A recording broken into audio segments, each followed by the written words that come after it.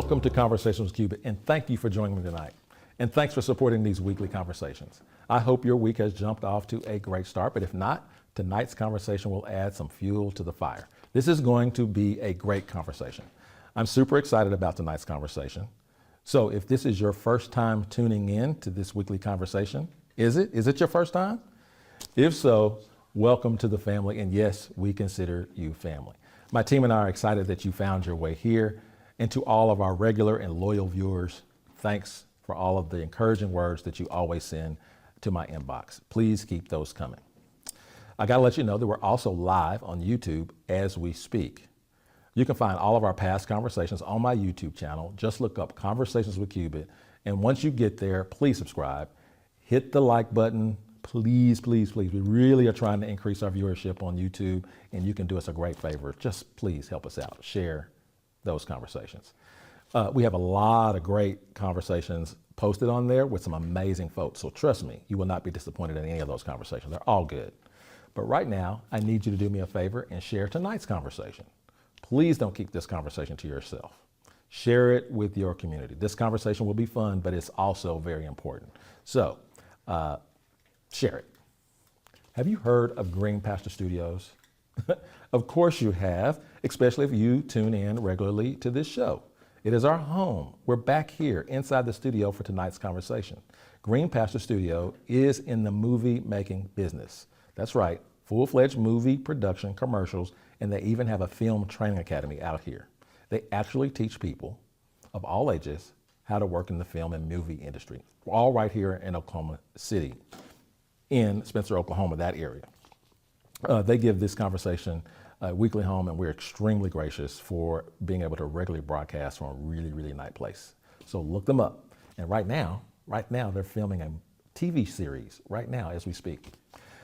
So now I need to share with you my simple goals for these conversations. These weekly conversations are very simple. I only have 3 simple goals. 1 is to add value to people in my community. 2, I want to inspire you to believe in what people and communities can become when we're willing to work together. And 3, and last but not least, I want to love people, period. That's it, no strings attached. All this means is I want you to be inspired. I want you to get useful information and resources. And I want to celebrate individuals, groups, and organizations who are making a positive impact on our community. Every conversation will be about information, inspiration, and hope. Okay, joining me tonight is a friend that needs to be on this show on a regular basis. We have joining us tonight, Mr. Jason Lowe. Jason Lowe is a criminal defense attorney practicing law in the state of Oklahoma. He received his Bachelor's of Arts in Political Science at Virginia State University and continued his education at Oklahoma City University School of Law.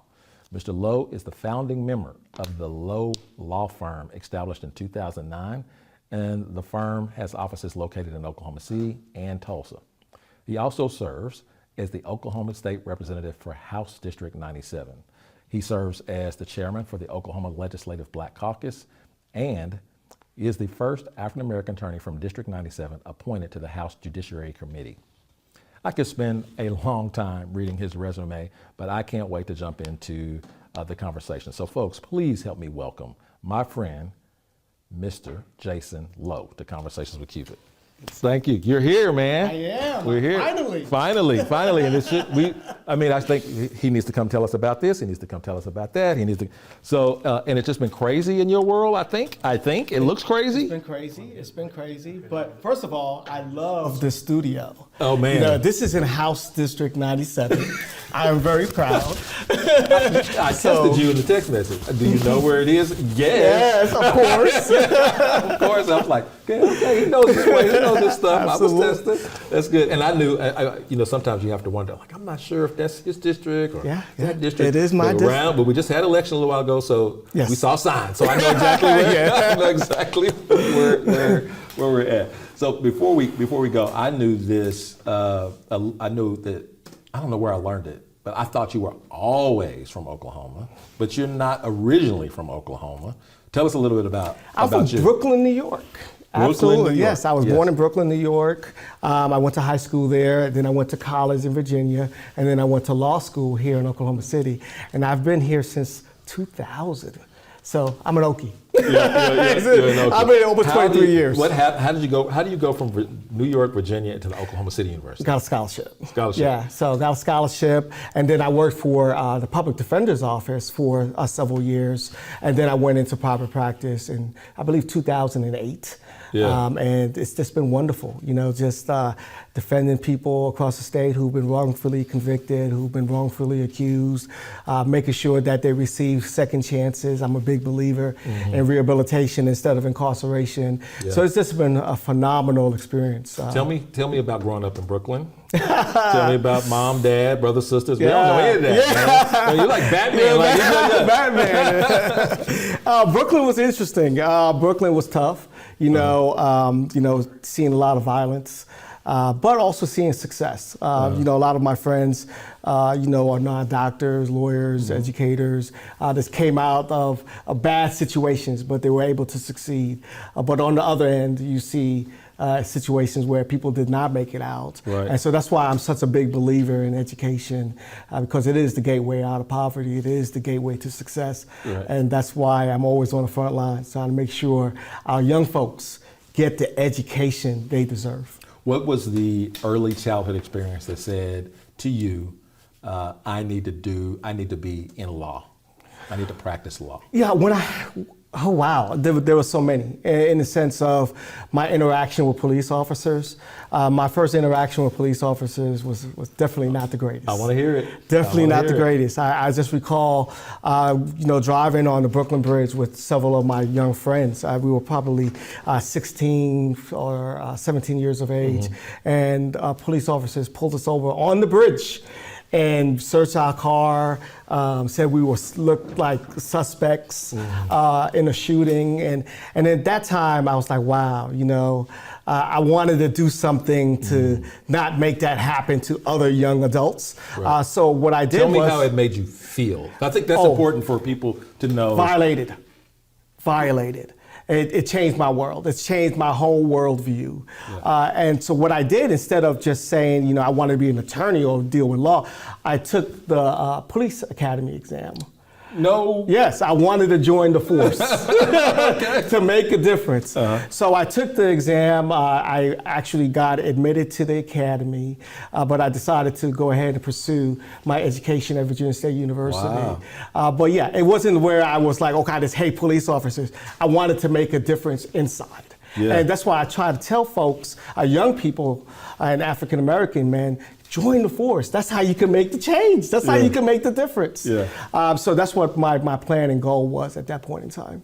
Man, somebody had never asked you that stuff. Never asked you that stuff. That's good. People will be interesting that our respect and friendship started in a very different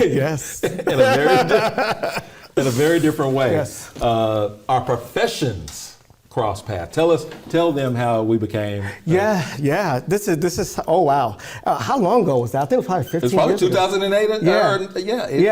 No, it's probably 2000. No, I can tell you when it was. It was about 2004. 2004. Wow. Yeah, that was a while ago. But what happened was, I was representing a young man, and he was accused of selling illegal drugs. And you walk into the courtroom, and you were one of the officers that testified on that case. And one thing I respected about you, you were straight up. You indicated, or you testified based on what was in the police reports. I can't say the same thing about your colleagues, but you did a great job. And the first trial, it ended up in a hung jury, actually. Yes. And then we retried it. You guys got a conviction. And was it? I didn't even know. Yeah, you guys got it. The minimum, though, I think the prosecutor was asking for 20 years, and we got the minimum sentence, which was 4 years. And he was out, and I'm not sure what he's doing now. Hopefully he's doing great things. I'm not sure which case we're talking about. I do remember the line of questioning. The defense attorneys, I liked being on the stand. Yeah, you were comfortable. I don't mind being on the stand because I don't have to make up anything. That's the point. I don't have to make up anything. If I don't know, I don't know. But if you're leading me down, I can see where you're leading me to help draw a conclusion in other people's mind that might be different than what I think. But I don't think it's my job to get frustrated by it. That's what the prosecutor is to clear that up if they wanted to clear it up. I'm just going to answer the question wherever you say. Absolutely, and that's very important because the prosecutor's job is to rehabilitate their witness. And if I bring you down a certain path, it's the prosecutor's job to clean that path up. Right. But some officers, they feel threatened. They feel like, okay, well, I need to add certain things that are not in the police report. And that actually helps me. Really? Because then I'm able to say, hey, why didn't you write that in the police report? Right. It happened right then and there. 5 months later or a year later, now you remember? So it doesn't make any sense. Yeah. So, I tell police officers, just state what happened. State the truth. Yeah. That's all you need to do. Yeah, I just put it in my report and testify it. to the report. In most of my cases, and I'm not sure, I wish I knew which guy this was. I can't even remember. This is another thing about me and police officers that might be a little different, is that I don't worry about whether they convicted or not. That's why I don't know or remember, because I don't care. It's not my job. Conviction is not my job. Guilt and innocence is not my job. My job is to just arrest, detain, transport, let y'all do y'all's work. But you put a whole bunch of work into it, I get paid the same whether they convicted or not. I get it. I go home at night. I wish all officers had that viewpoint because some of them really take it personal, and they embellish the facts and it's unfortunate. You just state the truth. That's all you need to do. I want everybody to get justice. I want everybody to get what they deserve, right? And if I'm a part of the criminal justice system, I'm supposed to trust it to do what it does. So whatever it does, I have to accept it. So why get so personally involved in it? I have to accept it. Okay, anyway, we could talk about that all the time. But tell us something, since we're on this line, tell me something, what's different that people need to know about police officers? We give them advice a lot about how to engage with them or what to expect from them on the street. Any advice about what we should expect from them when we get in the courtroom? Hopefully the truth, but sometimes, as I said, they embellish the truth. But normally, I should say recently, with my interaction with police officers on the stand, they're getting a little bit better on that. I think they're getting better trained as far as making sure that they stick to the police report as opposed to going outside of the police report. So when you say embellish, are you saying they're just flat lying? Some of them are flat lying, yes. Yes, they are. They want a conviction that bad. Yeah, they want a conviction that bad. And I don't know if it's something in the police academy or force where that makes you a better cop in people's eyes. I've seen prosecutors where they're like, well, I got this conviction and I'm the best prosecutor there is. And it shouldn't be a test or a badge of honor to convict someone. It should be based on the facts. If a person is guilty, a person is guilty. If a person is not guilty, a person is not guilty. And move on. I can tell you there's nothing in the police academy that says that you got to get convictions. There's nothing about the training. I believe that. There's nothing about that. But I do think the criminal justice system in and of itself has set us up for winning and losing. Yes, absolutely. Right? Not justice, wins and losses. Yes, it's competitive. Right? And I don't know how we get back to the idea is justice, not wins and losses. And that's all I ask for. I ask for a fair trial. I ask for the prosecutor to be fair. I ask for the judge to be fair. And let's take it to the jury. That's all I ask. I don't want any favors from the judge. I don't want a favor from the prosecutor. I just want to state the facts, lay it all on the table, and let the jury decide. Yeah. Oh, that's good. Well, that's why we got to have you back on the record. We just need to put you on the calendar so we can talk about justice and criminal justice or a particular case or all that kind of stuff. So anyway, we can go on and on and on. But you obviously had a good thing going on with your law practice and what you were doing. And I'm a witness. You were good at what you do. I'm good on a personal level. I know that you're good at what you do because this is who we use. My family is your law practice. Why? Why would you go into the service field of the legislature? Why would you run for office when you had this good thing going? My goal is to change the law at the Capitol and then apply the law that I've changed in the courtroom. Okay. And when you apply the law that I've changed, is rehabilitation, mental health funding, making sure that judges just don't wipe people away for nonviolent offenses, making sure that we get treatment in prison or where offenders actually get the help that they deserve. So that was my focus, just to make sure that we could help people. And I think we've accomplished some great things. Yeah. Was it a political aspiration at all early on, or did that happen once you got to Oklahoma and you saw? It's always been a political aspiration. Yeah, really? Yeah, Okay. I've always loved politics. I remember when I was 13 years old on the subway, there was a individual that was running for mayor. He was the first African American mayor who running for mayor. His name was Mayor Dinkins, David Dinkins. And there was a whole bunch of flyers in the subway train. And someone was paid to hand out flyers in the subway. And I picked them up. I was like 13 years old. I picked them up and I started handing them out. I couldn't vote. I couldn't do any of those things. But I was just so interested in politics. And he won that election. Of course, I'm not the reason he won. Right. But I wanted to be a part of it at that age. And I just encourage the young folks to get out there and vote and be energized because they can really make a difference. Yeah. But it's just so disappointing when you talk to an 18-year-old kid or a 17-year-old kid and they're like, my vote doesn't matter. Or, why should I register when I'm 18?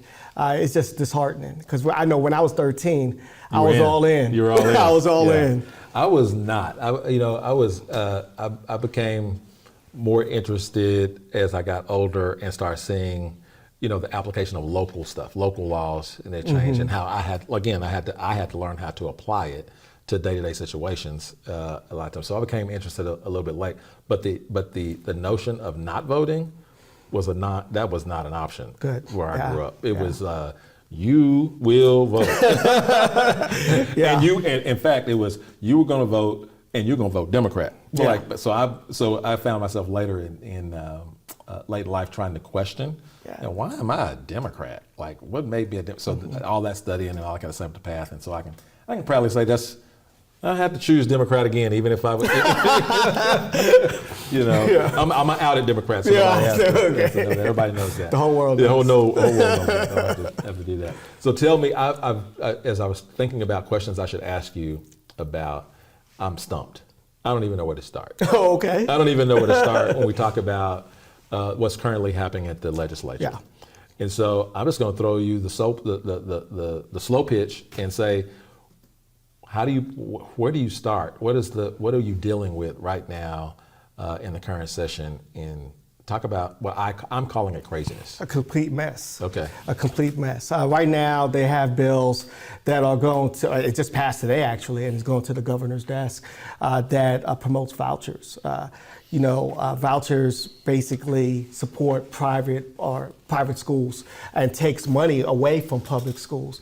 So, I had a constituent come up to me like, hey, they're giving us a $5,000 voucher to go to a private school. Why not? Our schools in our district are failing. So why not take the $5,000?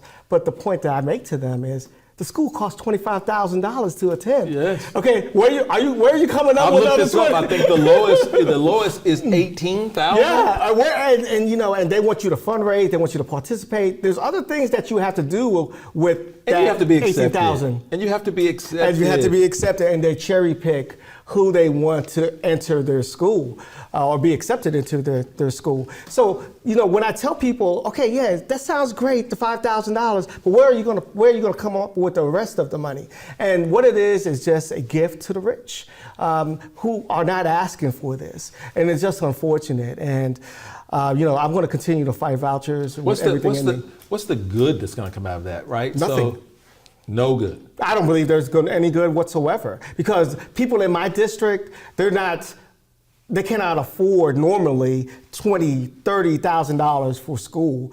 We need to support our public schools. We need to make sure that they're fully funded. And that's the way we're going to make sure that folks get the education they deserve. I believe it's a fundamental right, and that's what we need to promote. Okay, what about rural Oklahoma where they don't have a whole lot of choices? They might want to send little Johnny to Oklahoma City to go to school up there because the school district is better. Does this help them, the rural Oklahoman? I don't want to say the word idiot, Okay. but Say it. but I just don't understand certain Republican legislators that vote against their own interests. There's no Cassidy in rural Oklahoma. There's no Heritage Hall in rural Oklahoma.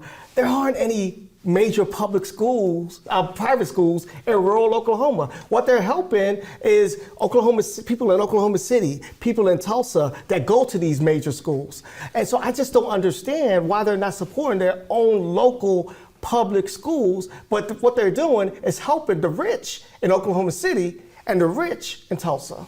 You think if this was something on the ballot, how would this end up? I think we could definitely, with an initiative petition, I think if it ended up on the ballot, I think people in Oklahoma realize we need to support our public schools, especially in rural Oklahoma. So Yeah. I just don't understand why they are voting against their own interest. Yeah, that's education. What about, there's other parts about education. Okay, I got to ask you to unpack the motivation behind Ryan Walter's rhetoric. What do you think it is? It's just politics. I think he probably wants to run for higher office in the future. And that's the way? Yeah, well, to his base, some people supports his position. He was elected. He beat a very qualified opponent. So the crazies in Oklahoma, they support him. What is is there anything that Democrats can do right now? What is it like being a Democrat? Well, let me tell you what the numbers are. Okay, First, yeah. okay, we have 101 legislators in the House. 20 of those are Democrats. Okay, we have 48 senators in the Senate, and I believe 8 of them, I might be wrong, 8 of them are Democrats. So we don't have the numbers. We don't have the veto power. We don't have the numbers to make sure that our bills get heard in committee. But what we can do, we have the power of the media. We have the power of having interviews like what I'm having right now, and also shaming them and letting the masses know this is unacceptable. The bills that they pass are unconstitutional, and we need to make sure that in 2024 there's a change as far as leadership. Yeah. So you and some of the other Democrats, friends of mine, get up every day during this Beat session, ourselves in the head. in this session, and kind of know what you face. Like, we're just going to be up here using the stage, using the platform to make noise.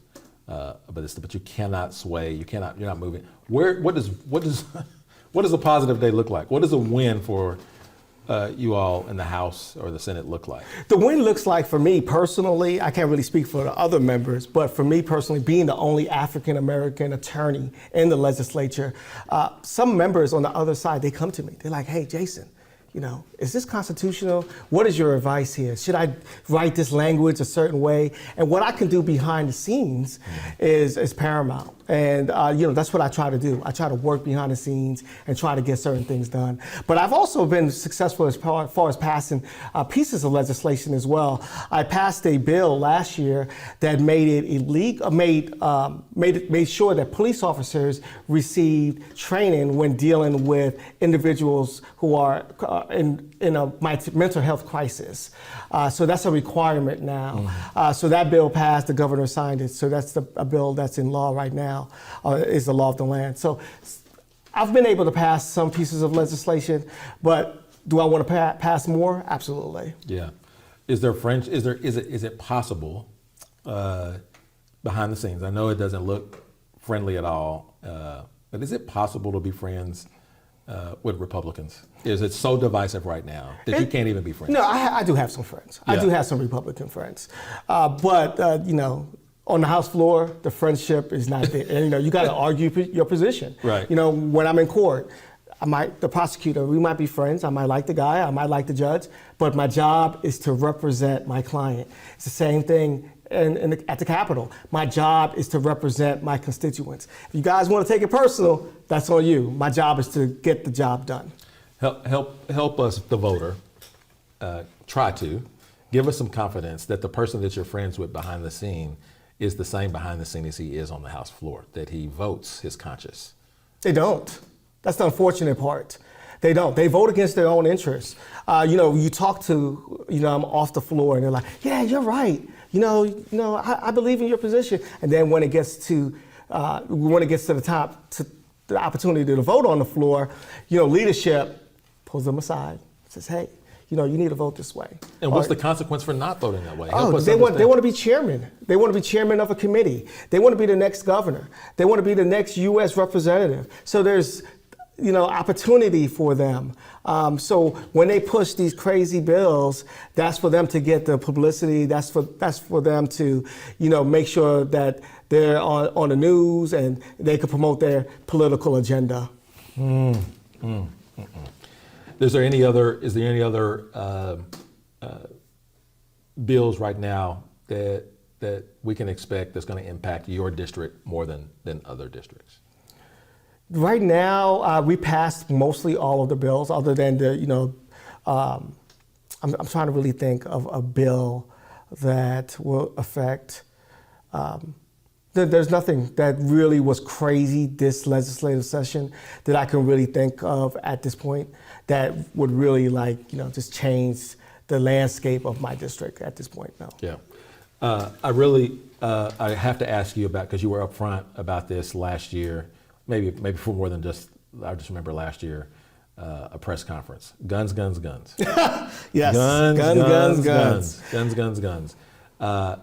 And give us a little homework on, or give us a little lesson for homework on the Second Amendment and where Oklahoma is on open carry, everybody shoot. Nobody has to deal with conflict the other way besides just shooting the gun. You know what I'm saying? Several years ago we led the effort as far as initiative petition to try to make sure that open carry did not pass. We received, I believe, 40,000 signatures in 3 weeks. We just ran out of time. If we had more time, we would have definitely met the threshold. And I'm not against individuals owning a firearm. I get it. If you want to own a firearm, all I'm asking for is training, and that was our position. And I believe if we had gotten that issue on the ballot, we would have gotten the necessary signatures to make sure that that bill or that law would have been repealed. So can I ask you to start working on this one? And I know, it just makes a noise, but I want you to work on. Okay, yes, sir. And I live in your district, so I'm calling for my legislature right now. I want to not only training, that's good, but if we're going to keep them and we're going to hold to them, then there has to be some legislation about how we store them. Okay. Right? There has to be some legislation. What would you suggest as far as? Okay, here we go. I've thought about this a little bit. Senator Cupid. Yeah. Okay, we have these gun locks, but what people are saying is I can't put a gun lock on it because when I get ready to use it, I can't. When in an emergency, you gotta have it. Okay, I understand that, but when you go to inside the library and you decide to leave your gun in the car, you can't get to it in a hurry anyway. Mm-hmm. So make it safe. Drop the magazine. Make it safe. Put the magazine in your wife's purse or in the trunk, and keep the gun somewhere else. So when somebody breaks in your car, they have a paperweight. They have to work to get another magazine that fits your gun to actually do a crime with it right then. They probably don't want it. Yeah, what the problem is NRA, OK2A. Those organizations put so much pressure on Republican legislators. They have like a rating system. So if you vote against their platform, you automatically get a D. And when they campaign, these legislators, they want to be able to say, I have an A rating from the NRA, I have an A rating from the OK2A organization. So those things are just so difficult to change. Well, then let's get physicians to rate them. The ones that have to sew gunshot victims up, that have to show that break into and get shot with stolen guns. Right? Let's have physicians, an ER doctor, give them a rating. Yeah. You got an A rating from the NRA, but you got an F rating from the emergency room doctors. Yeah, but the unfortunate part, these PACs and they have money, they support their campaigns financially. Right. It's just a mess. I carry guns. I'm a gun guy. But irresponsible. And I have no gun- problem with that. Responsible gun ownership, it has to be a thing. Has to be. Has to. It has to be a thing. But we live in the state of Oklahoma. It's unfortunate, but we do. That they believe in that position. Not that we live in the state of Oklahoma. Yeah, I love Oklahoma. Yes, I gotta have some hope that there is some reasonableness. Yes. That's willing to make some small changes to save a lot of lives. Right. I just believe it. I just believe we can do that. Tell me about you leading the Black Caucus, the Legislative Black Caucus. Just a phenomenal experience. Yeah. We had the A.C. Hamlin, you were there, Yeah. A.C. Hamlin banquet. We were able to raise $20,000 for Langston University, $10,000 check in the name of Representative Opio Ture, who served House District 99, and also a $10,000 check in the name of Senator E. Melvin Porter, who served Senate District 48. It was just just a great experience. We had the Langston Band perform. So just to be able to support packed house, Yeah. just to be able to support Langston University, the only HBCU in the state of Oklahoma, is just a phenomenal experience. And just also being chair of the Oklahoma Legislative Black Caucus. I'm no longer chair. Representative Monroe Nichols is the current chair. So the chairs serve a 2-year term. But it was just a phenomenal experience being able to lead the caucus. Why do we need the caucus? What's the significance of the caucus? One is Langston University. Every single year, they come up with a scheme to cut funding for our only HBCU. So we have to make sure that doesn't happen. Secondly, our caucus mission is criminal justice reform. We're a big believer in rehabilitation instead of incarceration, all of our members. So I think just having unity in numbers. Right now, we only have 7. A year ago, 2 years ago, we had 8. We lost a member. But I think we just need to grow the caucus. We got to make sure that we have more African American elected officials. So that's one of the other goals of the caucus, is just growing in numbers, and hopefully we can get more in upcoming Do the other years. minority caucuses support each other? Yeah, there's Hispanic caucus. There's also Asian American caucus as well. And yeah, as far as the Democratic caucus, all the different caucuses, we all do support each other. Right. And a lot of them were in attendance. Yeah, I saw. Yeah. It was really cool. It was really cool. It was nice in there, right? It was very nice. Okay, it was very good. good. And I'm not gonna even tell you how many other bottles of wine that I took off of the Okay. But before we go, I think it's important that the event was named after A.C. Hamlin. Yes, sir. And it's pretty cool history. Can you give a snapshot of people that may not know the name? Yes. And understand the significance of that man? Yeah, he was the first African American legislator in the state of Oklahoma. And a quick tidbit, he was also a Republican. That's right. That's right. That's right. He was a Republican. Logan County. Yes, Logan County, Guthrie. Yeah. He only served 2 years, but he was just so impactful. And unfortunately, he lost his reelection. Why? Racism. Racism. Right. So what I thought was interesting is that he was just after statehood. Just after statehood, he's elected. Boom. Yeah. Right. And then the Senate, Senate Bill number 1 was a Jim Crow law. Jim Crow. Yeah. Was Jim Crow. Right. And so they had the numbers, the Democratic numbers at the time, and gerrymandered, fixed it, cut out, made it almost impossible for African American people to vote in the very next election, and made it very difficult, actually impossible for him to get a re-election bid. And so I love the fact that you honor him. And the great thing about that entire experience, his family was His in family was there. His family was there. I wanted to go up and speak to him. They wouldn't know me from Adam, so you put me in the back. It was hard to get out. That's all right. Pastor Reed put me in the back too. That's all right. I'm in the room, so I'm good to go. I appreciate you being here, man. It's a great learning from you. Anytime you want to come on and give us an education, just let us know. Thank you. Make it happen. That's Conversations with Cuba. We'll see you next week.